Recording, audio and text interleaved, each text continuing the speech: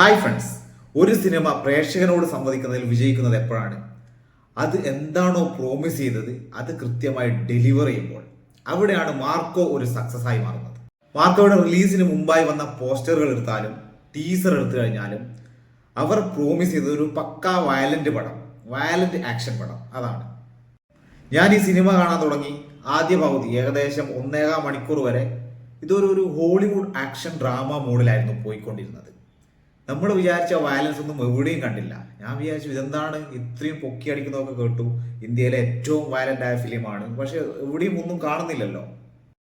പക്ഷെ രണ്ടാം പകുതി തുടങ്ങി കുറച്ചങ്ങോട്ട് കഴിയുമ്പോൾ അവസാനത്തെ ഒരു 30-40 മിനിറ്റ് കംപ്ലീറ്റ് വയലൻസ് ആണ്.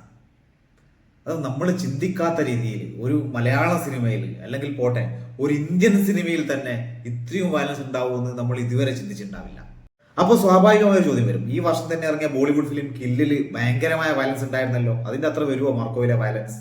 എൻ്റെ അഭിപ്രായത്തിൽ കില്ല് എന്നുള്ള സിനിമ തുടങ്ങി ഒരു 10 മിനിറ്റിന് ശേഷം തുടങ്ങുന്ന വയലൻസ് ക്ലൈമാക്സ് വരെയുണ്ട്. അതായത് ഡ്യൂറേഷൻ എടുത്തു കഴിഞ്ഞാൽ കില്ലിലാണ് വയലൻസ് കൂടുതൽ. മാർക്കോയുടെ കാര്യത്തിൽ അവസാനത്തെ ഒരു 30-35 മിനിറ്റാണ് ഈ വയലൻസ് ഉള്ളത്.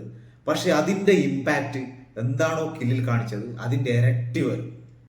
അപ്പോൾ മറ്റു ചിലർ ചോദിക്കും ആനിമലിന്റെ അത്ര വരുമോ?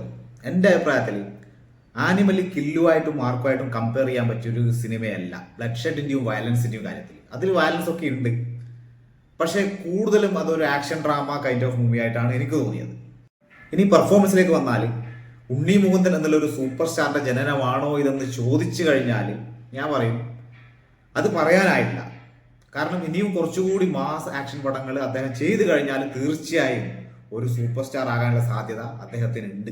ഉണ്ണി മുകുന്ദൻ ഈ സിനിമയ്ക്ക് വേണ്ടി നന്നായി ഹാർഡ് വർക്ക് ചെയ്തിട്ടുണ്ട്. അദ്ദേഹത്തിന്റെ ഫിസിക് ആയിക്കോട്ടെ, ആക്ഷൻ സീനുകളായിക്കോട്ടെ, ഡയലോഗും ഒന്നും മോശമാക്കിയിട്ടൊന്നുമില്ല. പക്ഷെ ഡയലോഗുകൾ കുറച്ചും കൂടി ഇമ്പാക്റ്റുള്ള ഡയലോഗുകളായിരുന്നെങ്കിൽ നമുക്ക് ചിലപ്പോൾ KGF മോഡൽ പടം കിട്ടിയാണ്. KGFന്റെ മെയിനായിട്ടുള്ള ഒരു സക്സസ് ഫോർമുല എന്താണെന്ന് വെച്ചാൽ അതിലെ മികച്ച ഡയലോഗുകളാണ്. പിന്നെ എടുത്തു പറയേണ്ട ഒരാൾ കബീർ ദുഹൻ സിംഗ്. എന്താണ് വില്ലൻ, ആരാണ് ഡെവിൾ എന്നൊക്കെ ചോദിച്ചാൽ ഇദ്ദേഹമാണ്.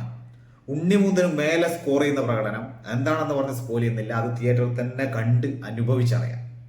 സിദ്ദിഖ് വളരെ മികച്ച റോൾ നന്നായി പെർഫോം ചെയ്തിട്ടുണ്ട്. ജഗദീഷ് കൊള്ളാം.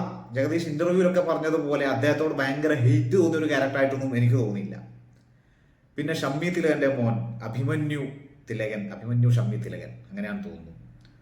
അദ്ദേഹം വളരെ നന്നായി ചെയ്തിട്ടുണ്ട്. അദ്ദേഹത്തിന്റെ ഡെബ്യൂ ഫിലിമാണ്. ബാക്ക്ഗ്രൗണ്ട് മ്യൂസിക് രവി ബാസ്രൂർ, KGFന്റെ BGM ചെയ്ത ആളാണ്. അതിഗംഭീരം. സിനിമക്ക് വേണ്ട ആ ഒരു മൂഡ് കൊടുക്കുന്ന തരത്തിലുള്ള BGM രവി ബാസ്രൂർ കൊടുത്തിട്ടുണ്ട്. കളർ ടോണ് എന്താണ് ഹോളിവുഡ് ലെവൽ മേക്കിംഗ് എന്ന് കാണിച്ചു തരുന്ന രീതിയിലുള്ള ഡാർക്ക് കളർ ടോണ്. അതുകൊണ്ട് തന്നെ ബ്ലഡ് ഒന്നും പക്ക ചോന്ന നിറത്തിലൊന്നും അല്ല കാണിക്കുന്നത്, പക്ഷെ ഒരു ഡാർക്ക് ആക്ഷൻ വയലന്റ് പടത്തിനുള്ള കളർ ടോൺ ഈ സിനിമക്ക് കൊടുത്തിട്ടുണ്ട്.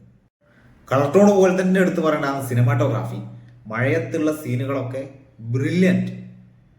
ഞാൻ ഒരിക്കൽ കൂടി റിപ്പീറ്റ് ചെയ്യാണ്, ഹോളിവുഡ് ലെവൽ ഫിലിം മേക്കിംഗ്.